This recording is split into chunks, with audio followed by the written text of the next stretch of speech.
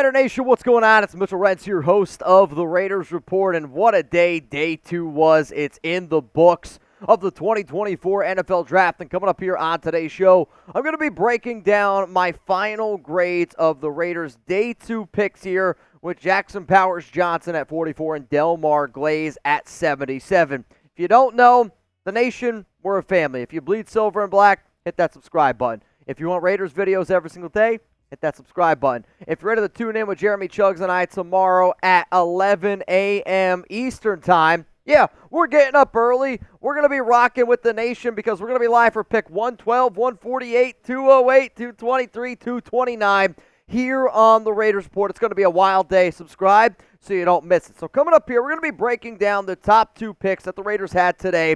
The first one, Jackson PowersJohnson going off the board at 44. And let's face it, there was a run on cornerbacks in the early to second round here. I mean, it was like Kool-Aid went off the board, and then it was just Cooper DeJean, and all these other corners started to go off the board. I got to give a lot of credit, though, to Tom Telesco to stay true to his word. What did he say that he was going to do? He's going to go best player available. They went best player available with Brock Bowers at pick 13 in round 1, and they did the exact same thing here with Jackson PowersJohnson, center out of Oregon. Guy 6'3", 330 pounds. Tom Downey's number 21 overall player, the number 2 center on our board. But the reason why that I love this pick here, and I mean it, this so far is based on value, my favorite pick in this year's draft for the Silver and Black, because not only does it address a major need, and I know some people right now are like, well, Mitch, he plays center. How was it a need? He's not going to play center. He is either going to play left guard or right guard, depending on which position they decide to put Dylan Parham at. I will say he hardly ever got beat in pass protection. And, one of the things that I loved about him, 4 pressures and just 758 pass protection reps. He's got that ideal size that you look for in a center, yet moves really well, which is why I'm excited to see what he's able to look like this upcoming season in a Luke Getsy type of offense. Length is not great, which led to some flags for him. But right now, this Raiders offensive line, if I was taking a projection, I think it would be Colt Miller, Jackson PowersJohnson, Andre James, Dylan Parham, and then there's going to be a battle between Thayer Munford and Delmar Glaze for right tackle, which we'll talk about here in just a little bit on this show. But for the Silver and Black, a lot of people were saying the Raiders need another interior guard. Well, guess what? You got it in Jackson PowersJohnson, who I think is one of the best and was the best player left available on the board. The Raiders got 2 players in our top 21 rankings. That's a slam dunk. You're going to get a physical dude who's going to want to play Antonio Pierce-style football and beat the shit out of people on your interior. It doesn't matter if you don't win in the trenches. That's been something that I have preached for years on this show.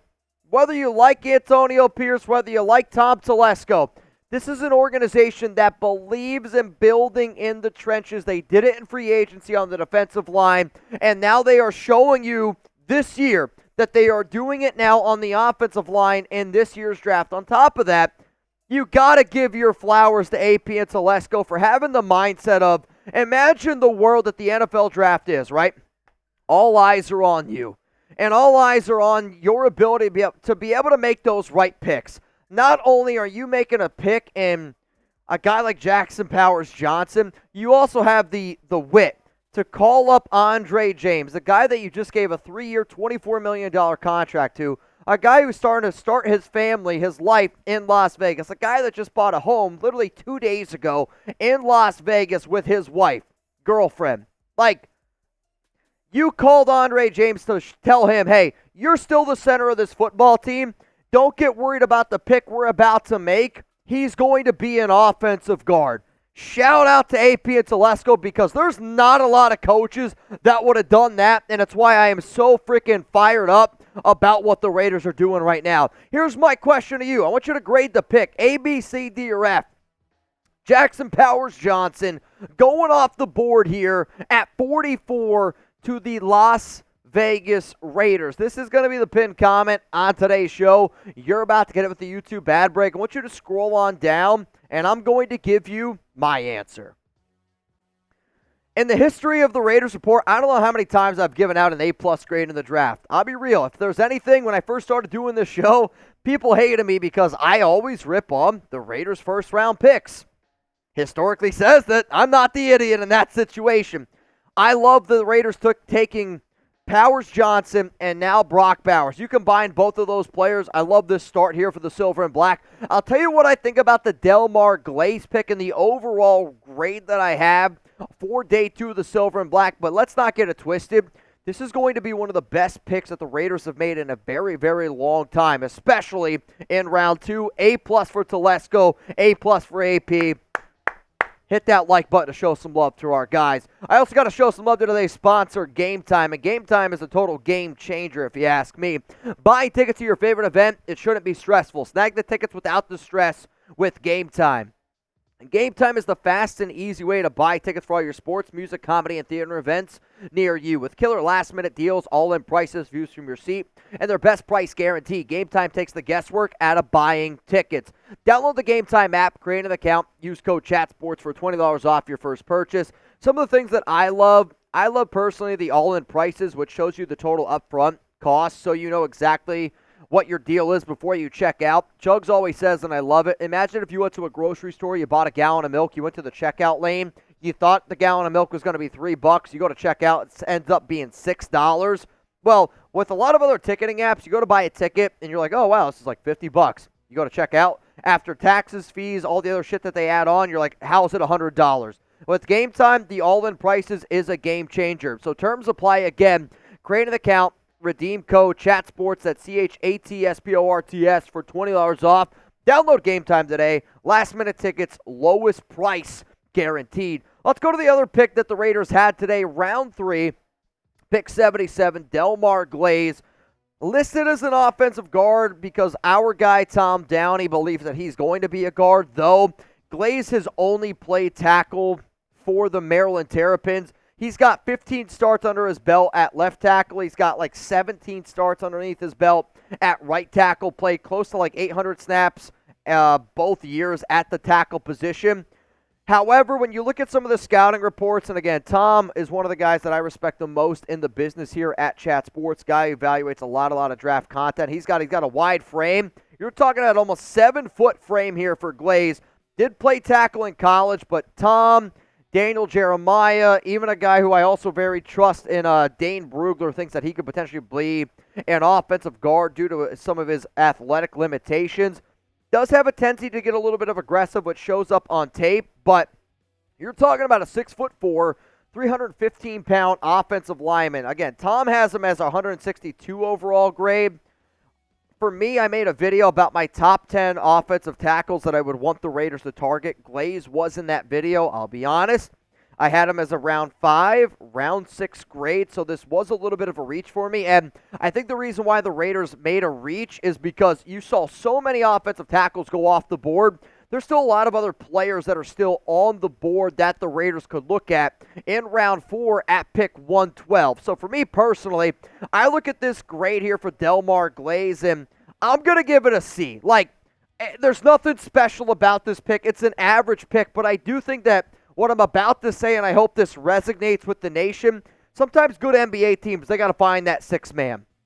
Delmar Glaze or Thayer Munford is going to be the sixth man of this offensive line. If you have a quarterback like Aiden O'Connell or Gardner Minshew, where, let's face it, neither of those guys are all that athletic, if, God forbid, if Colton Miller or Thayer Munford were to go down, you need somebody that's going to be able to fill that void. Think of Delmar Glaze or even Thayer Munford as potentially like a Brandon Parker, where you know they can play left tackle, you know they can play right tackle. Yeah, you might not have a lot of confidence in that guy when he's in the game, but you also don't want to be in a position where you're putting a tackle out there that has absolutely no idea what they're doing. So my question to you is this, because I know that this regime did not draft Thayer Munford, but a lot of people might think that Munford is better than Delmar Glaze. The fact that this organization decided to take Glaze in round 3, I do think is interesting because it was a reach. No doubt about it. It was a reach. But I would say this, because I said this on live. I once paid $5 for a roll of toilet paper during COVID. Why? It was a need. The Raiders saw offensive tackle as being a need, so they reached for Delmar Glaze. Right now, the Raiders want a battle here at right tackle, and I think they're going to get one. Who do you think wins that battle? If you think it's Thayer Munford, I want you to type TM. If you think it's going to be Delmar Glaze, I want you to type DG down below. For me personally, for this here battle, I think that Thayer Munford is the better player. I will admit, I really, really do. But I do think that they might give an upper advantage to Glaze because that's the guy that this organization drafted, and you drafted him in round 3, which shows that there is a little bit of pedigree there. As it stands right now, from the Raiders taking Brock Bowers at 13, Jackson PowersJohnson at 44, and Delmar Glaze at 77, I would rank this Raiders draft from top to bottom a B-plus grade.